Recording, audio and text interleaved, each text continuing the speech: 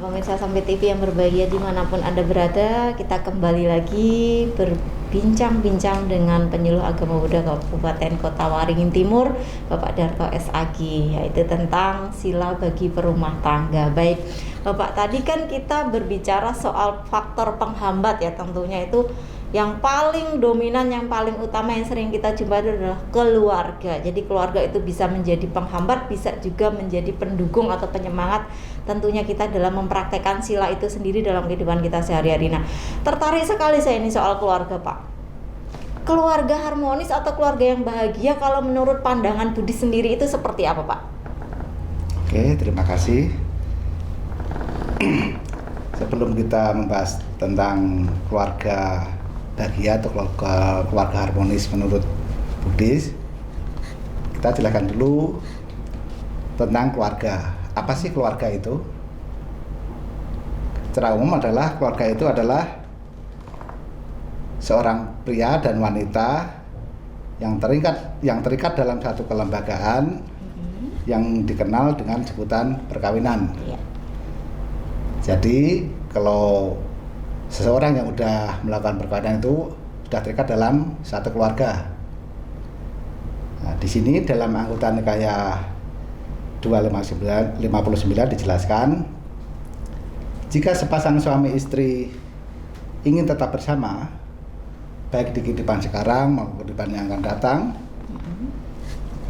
dan keduanya mempunyai keyakinan yang sama, kebijaksanaan yang sama, mereka akan tetap bersama di kehidupan ini maupun kehidupan yang akan datang.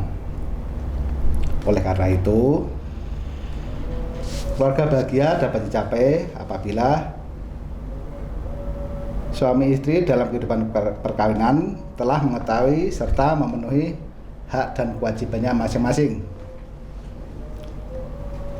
Dalam Tiga Nikaya 3118 juga mengatakan, tugas suami terhadap istri adalah memuji, tidak merendahkan atau tidak menghina, setia, memberikan istri pakaian, perhiasan, dan membiarkan istri adalah mengurus keluarga. Sesuai juga dalam Samyutta Nikaya 165 menyebutkan adalah istri sesungguhnya adalah sahabat tertinggi dari suami itu. Di sini dari ketiga-tiganya tadi menjelaskan bahwa hubungan suami istri itu bagaimana. Sesuai yang saya jelaskan di awal tadi adalah kita tuh harus balance, mungkin dari pembagian tanggung jawab. Sebagai suami adalah tugas utamanya adalah mencari penghasilan, dan seberapapun besarnya penghasilan suami itu diberikan ke istri untuk dikelola dengan sebaik-baiknya. Jadi di sini kita sudah melakukan atau tahu kewajiban dan tugas masing-masing, sehingga keluarga itu sedapat mungkin menjaganya sehingga terjadi kebahagiaan di keluarga itu. Terus apa sih syarat-syarat keluarga itu menjadi bahagia? Di dalam agama Buddha atau keluarga bahagia atau hita sukaya itu ada 4 faktor yang mendukung keluarga itu menjadi bahagia. Yang pertama, sama sada, artinya sama keyakinan. Seorang suami istri harus berkeyakinan yang sama, karena di hukum negara kita belum memperbolehkan suami istri melakukan perkawinan beda keyakinan. Pasti biarpun untuk ada, pasti salah satu harus mengikuti keyakinan suami. Apalagi seorang suami itu adalah kepala rumah tangga, dia adalah juru kemudi di keluarga itu. Yang kedua adalah sama sila atau moral. Sebagai suami istri kita harus sama-sama memiliki moral yang baik. Mungkin dari awal antara suami dan istri moralnya kurang balance, yang satu lebih baik daripada yang lain. Nah, fungsinya keluarga atau kepala keluarga adalah menyeimbangkan. Bagaimana caranya mengarahkan istri kita yang tadinya kurang baik pelan-pelan menjadi baik, dan dalam mengarahkan kita juga sesuai ajaran Buddha, tidak boleh ekstrim, tidak langsung tiba-tiba kamu harus gini, kamu harus gini. Nah, karena kita juga menyadari sesuatu yang kita paksakan itu hasilnya kurang baik. Kalau kita mengarahkan pelan-pelan dengan pengertian yang bisa diterima dengan akal sehat, pasti si itu juga pasti akan mau mengerti atau memahami. Yang ketiga adalah sama jaga atau sama-sama memiliki kepuran hati. Ini juga berkaitan dengan kondisi saat ini. Mungkin kita ada yang tidak kena COVID, mungkin kita ada sedikit rezeki, dalam artian kita bisa membantu, dalam artian nanam kebajikan untuk membantu saudara-saudara kita yang seperti tadi, yang di awal tadi, mungkin lagi isoman, lagi istilahnya pemulihan. Itu suami itu kita juga harus sama-sama memiliki kemurahan hati, artinya berdana itu manfaatnya juga untuk kembali ke diri kita masing-masing, karena karma dalam dana itu tidak akan pernah tertukar.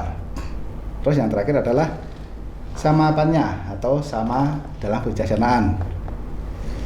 Sebagai suatu keluarga kita juga harus mempunyai sama apanya.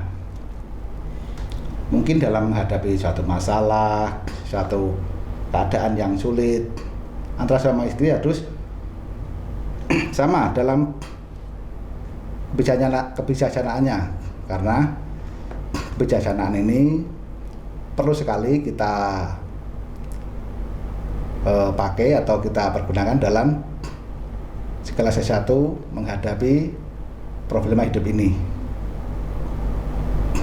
Nah, itu tadi 4 syarat keluarga untuk menjadi keluarga bahagia atau hidayah kaya. Baik, jadi keluarga bahagia atau keluarga harmonis dalam Buddhis sendiri itu berarti harus mempunyai 4 syarat tadi ya Pak. Betul. Jadi kita harus sama-sama memiliki keyakinan ya. Keyakinan yang sama tentunya di sini kita yakin satu tujuan gitu, kita yakin adanya misalnya satu seiman gitu ya.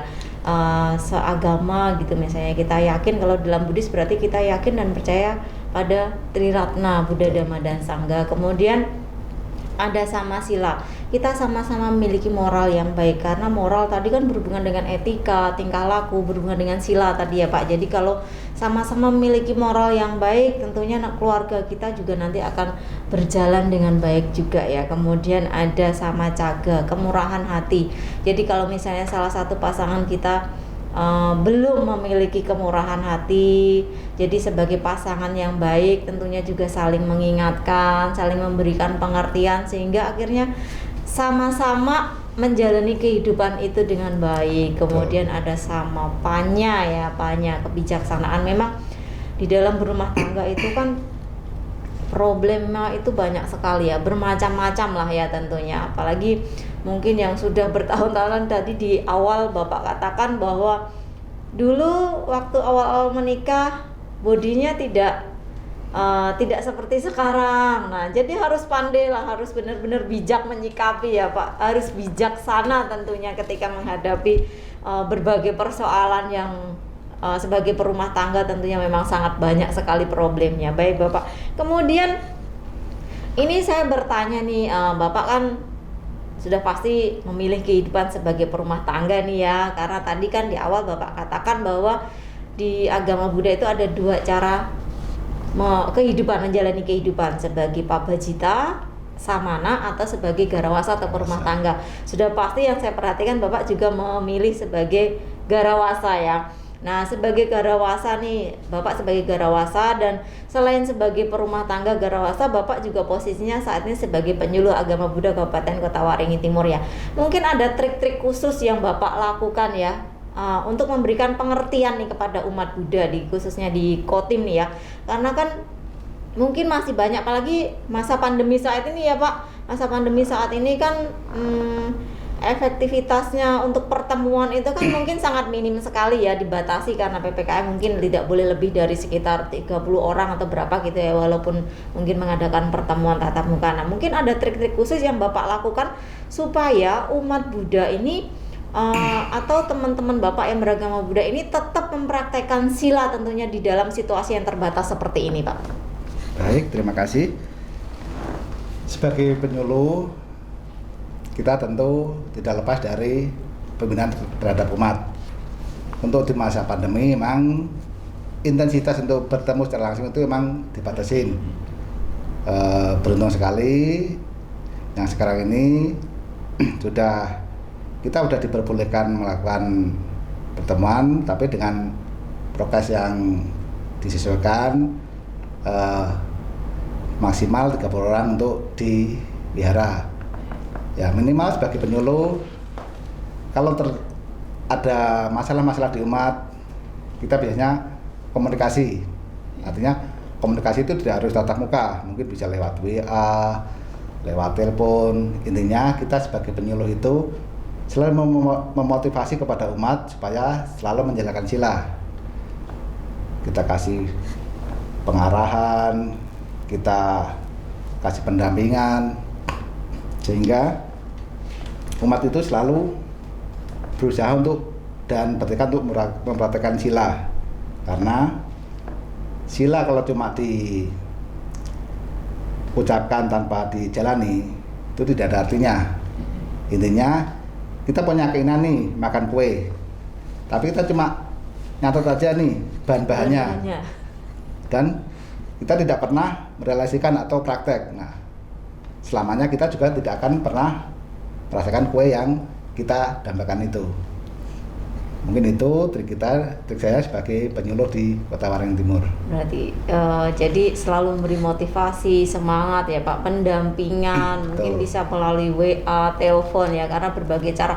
Apalagi musim pandemi ini memang sangat-sangat terbatas untuk pertemuan kan memang sangat dibatasi. Jadi ada trik-trik lah yang perlu kita lakukan. Misalnya kita melakukan pembinaan, bisa seperti ini, kita melalui media televisi, kemudian melalui YouTube mungkin ya, atau sosmed lah kita gunakan, karena sekarang kan memang zamannya gadget ya Pak. Jadi sekarang hiburannya sih memang ke media sosial ya. Jadi sebagai penyuluh yang baik memang harus kita manfaatkan lah media sosial itu. Nah, ini untuk menyampaikan sesuatu yang sekiranya bermanfaat tentunya untuk diri kita dan juga untuk umat Buddha khususnya, biar kita sama-sama maju di dalam Dhamma gitu ya. Karena memang sangat penting sekali, apalagi memang pada masa pandemi seperti ini, penguatan, support dan semangat itu memang sangat diperlukan. Apalagi memang saat ini ya memang kondisi terbatas seperti ini, kita harus benar-benar maklum memang. Tetapi di dalam kondisi yang terbatas ini tidak menyurutkan kita untuk kita tetap memiliki semangat yang baik tentunya dalam untuk pengajaran ya, untuk kemajuan Buddha Dhamma itu sendiri. Baik Bapak, kemudian dari sila ini ya Pak, praktek sila ini kita juga praktek Pancadhamma. Pernah nggak Pak Bapak mengalami gitu, mungkin selama melakukan pembinaan gitu ada yang mengeluh, aduh Pak, silanya kok rasanya berat banget ya Pak. Mungkin ada umat yang kayak istilahnya curhat gitu mungkin ya. Aduh, ini kok susah banget ya Pak silanya, bisa nggak sih Pak ini misalnya dikurangi aja gitu. Pernah nggak Pak mengalami hal seperti itu? Oke, terima kasih. Kita sebagai manusia biasa wajar. Kadang-kadang, contohnya gini, kita belanja di pasar. Katakanlah berapa nih harganya Bu? Sekian. Ditawar. Nah, di umat Buddha pun juga ada. Mungkin, terlalu banyak Pak, 5. Boleh nggak kita 2? Atau boleh 1? Nah, dari itu saya cuma kasih solusi. Kita ini pertama bertekad dulu. Bertekad itu istilahnya kalau ada bolong 1-2, oke lah. Wajar ya. Wajar, karena kita baru belajar. Tapi jangan sebagai terus-terusan. alasan. Mungkin hari ini bolong 1, besok bolong 2, atau kebalikannya. Intinya semua itu tergantung niat kita. Niat dan tekad itu adalah yang berperan penting Modal modal ya. utama dalam kita menjalani 5 sila. sila. Tanpa itu semua, niscaya sila ini bisa terjalani dengan baik dan benar. Baik Bapak, ini terima kasih sekali loh Pak, ini luar biasa sekali nih pembahasan tentang sila. Jadi pemirsa Sampai TV yang berbahagia dimanapun Anda berada, kini kita tiba di penghujung acara. Mohon Bapak berkenan untuk menyimpulkan tentang pembahasan kita hari ini. Apa yang kita bicarakan hari ini yaitu tentang sila bagi berumah tangga. Oke, terima kasih. Sebagai umat Buddha, khususnya kita yang berumah tangga, kita ada sila nih atau aturan-aturan yang harus kita jalani dan praktekkan, yaitu Pancasila Buddhis. Kelimanya ini adalah sila yang berkaitan. Tidak boleh misalnya kita melaksanakan satu-satu atau dua-dua, atau mungkin milihlah di yang paling enak. Nah, karena semua kelima sila ini adalah sila yang berkaitan, karena kalau kita melanggar salah satu pasti imbasnya merembet ke sila-sila yang lain. Nah, sila bisa kita praktekkan apabila kita mengembangkan tadi Pancadhamma yang kita dasari dengan tekad yang kuat dari dalam diri, wirya atau semangat. Pasti kelima sila ini juga pelan-pelan akan mudah untuk dijalani dan dipraktekkan. Intinya aturannya cuma satu, tekad dari dalam diri. Baik, jadi intinya supaya kita bisa mempraktekkan sila dalam kehidupan kita sehari-hari, kita kembangkan Pancadhamma, dan modal utama yang harus kita miliki adalah tekad yang kuat dan semangat tentunya dari dalam diri kita sendiri ya Pak. Betul. Dan itu nanti dibarengi dengan dukungan dari orang-orang terdekat kita, keluarga kita. Baik, terima kasih Bapak atas berbagi ilmunya pada hari ini. Semoga apa yang sudah Bapak sampaikan memberikan manfaat tentunya untuk kita semua, khususnya bagi umat Buddha di Kota Waringin Timur. Terima kasih sekali lagi Pak Anumodana atas kesempatannya pada hari ini, luar biasa sekali. Dan pemirsa Sampai TV, terima kasih kebersamaan kita pada hari ini dalam acara Mimbar Agama Buddha. Kita jumpa kembali tentunya dalam acara dan waktu yang sama. Mimbar Agama Buddha saksikan setiap hari Rabu pukul 19.00 dan hanya di Sampai TV bersatu untuk maju. Terima kasih. Namo Buddhaya.